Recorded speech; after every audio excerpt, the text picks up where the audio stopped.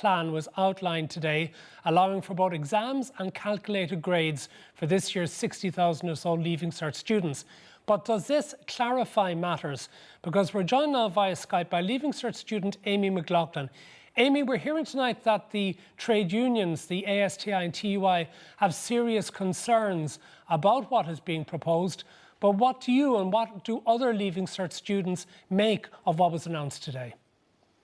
Well, good evening, Matt. And I'd first of all like to say thanks so much for having me. I have to say this evening, the overwhelming feeling is relief. We asked for clarity and we asked for choice and we asked for an answer. And after 6 weeks of waiting anxiously, we finally have an answer. And I think irrespective of if people are happy or unhappy or just don't really know how to feel about what the announcement was today, we are all delighted to have an answer. Now that answer, there's a little bit of confusion as to how calculated grades will actually be put into place and what you would know before you went to go and sit the exams in June, if that's what people opt for. Are the calculated grades likely to be seen by people as a sort of an insurance policy if the exams don't go well in June?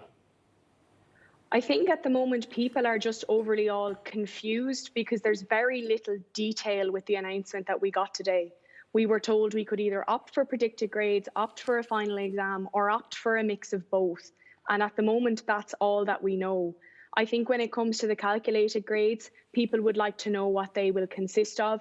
Will our practicals and orals be involved? What work is our past work going to be involved? And I think once we receive more clarity on the predicted grades, then people will be able to determine which option they go with. Stay with us, Amy. Jennifer, Carroll, MacNeill, I don't think anyone's going to say that Norma Foley's going to get a H1 for her handling of this particular episode. But is she even at the pass rate yet, given that there still is considerable confusion as to what is actually involved here, and given that the teachers' unions do not seem to be on side? Well, I think she's spent the last number of weeks trying to talk to everybody, including the students, and being led by the students and the sort of choice that they wanted to have. What she's come out and discussed today gives them that choice, and it gives, as you say, a sort of an insurance model, an ability to do two different systems and get the best outcome for that student, get the best result for them. So it's, you know, I view today certainly as progress. I note that the unions this evening have expressed concerns. I understand that that's part of what the discussion was about allaying concerns about how calculated grades are put together, about the class rankings and how they're published or not published. And there's no question there's more work to do by the Department of Education for providing clarity for students, but also providing these sort of certainties for teachers. But we are going to have to get to a point where an exam system works for students. Now, we're getting to that earlier this year than last year, but, you know, we are going to have to make sure that we can get through the Leaving Cert. And there's been a lot of work put in, and I'd like to, you know, I'd hope for everybody that this goes ahead the way we're looking at it. Rose, would you regard this as been significant progress that's been made today? Well, I do think it's significant, and I think it's an indictment of the campaign that's been led by students. I think it is a win for them. There is some clarity brought to the situation today.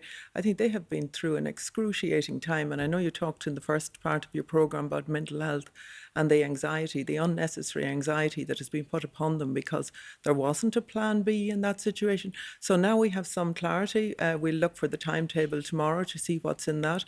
I think there's a number of things that would concern me, and I suppose the first one being in terms of the predicted grades not being available before, the results of that not being available before the exam, so that some students may feel pressured into that. I would have liked to have seen Simon Harris come out today as well to say about the extra places that are available for the pressure subjects, like the subjects within medicine, like biology and chemistry, in terms of places onto third level and further education and onto the workplace. So there's an awful lot yet to be done, but I welcome this certainty, and we've always asked for choice. Teachers be though, because if the teachers' unions say they're not happy, they are going to be central to the distribution of any predicted grades and also to the marking of any exam papers when they are sat in June. Now, how much sympathy do you have with the position of the teachers that it's going to be much harder to do calculated grades this year than it would have been last year? Absolutely, there's challenges there, and I do want to take the opportunity to thank the teachers for the great work that they've been doing. And obviously they play a crucial role in this, and I hope that things can be agreed and sorted out with them over the coming days. I mean, this should have happened already. you know, but there isn't a perfect solution to this. But I think in working together, we haven't had a normal year, and I take it in terms of what the teachers are saying in not having materials there that they may have had for last year and being able to do assessments. But I still think it can be done. I think we need to be watchful in terms of any algorithm being used this year or the mistakes that were made last year being and Jennifer, repeated. there is another issue which the teachers were rightly fed up about last year, and that was the publication of the class rankings, because that left them in a very vulnerable position with former pupils and parents. I mean, do you understand why they might be reluctant to get caught like that again? Well, that's what I just said. Actually, Matt, that was one of the concerns that I mentioned, that I know that they're concerned about. So they are trying to work through all of those things to make sure those things don't happen. Last year was difficult for everyone, but a lot of students moved forward into the next stage of their life, whether that's further education or something else.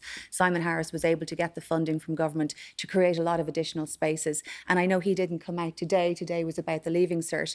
But in speaking with him this evening myself, I know that that's what he's working on for this year as well. 50% of people tend to get their first choice in the CAO system. That happened last year as well, thereabouts. 12,000 appeals, Jennifer. Sorry. They were put through, Sorry. you know, they really were put through the mill last year, and an awful lot of people didn't get the choices. You know? 1 second, Rose. And that happened thereabouts last year, and that's what we're hoping will this year.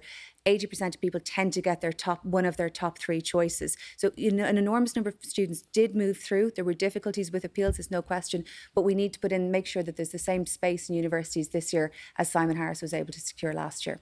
Sorry. Those resources need to be put into the universities. We know we have chronic underfunding in our third level institutions. That has to be made up. But we need the places as well in the subjects where there's shortages, as I said before, in terms of medicine. I mean, we need to be upskilling. We need to be providing the workers that are necessary for our health service, and we're not doing that. I'm concerned that even work in terms of labs, in terms of extra capacity within the universities, the extra recruitment of tutors that's needed for the extra places that are needed, all of those things I think need to be tackled. Let me go back to Amy. I want to go back to Amy, who has been waiting patiently. What do you make of the situation going into third level? Because what have you heard as well from maybe friends who did progress, having done the 2020 Leaving Cert, as to how things have worked out for them, and what does it make you fear for your own ability to get to third level? I have to say, overall, I think it was certainly a mixed bag. There was a lot of people quite happy with their results, a lot of people kind of in the middle of the road, and a lot of people very disappointed. But like both of our other conversations here, they both made the point that people have moved on. We all can keep moving, but I don't think that keeping on moving should be our only resort here. I think we need a fair and inclusive system that allows everybody a fair and inclusive chance to go to college, because at the end of the day, that's what most of us want. And I think that fair and inclusive choice needs to be there. Amy, are you looking forward to getting back into the classroom from the 1st of March, as has been indicated, is likely for Leaving Cert students?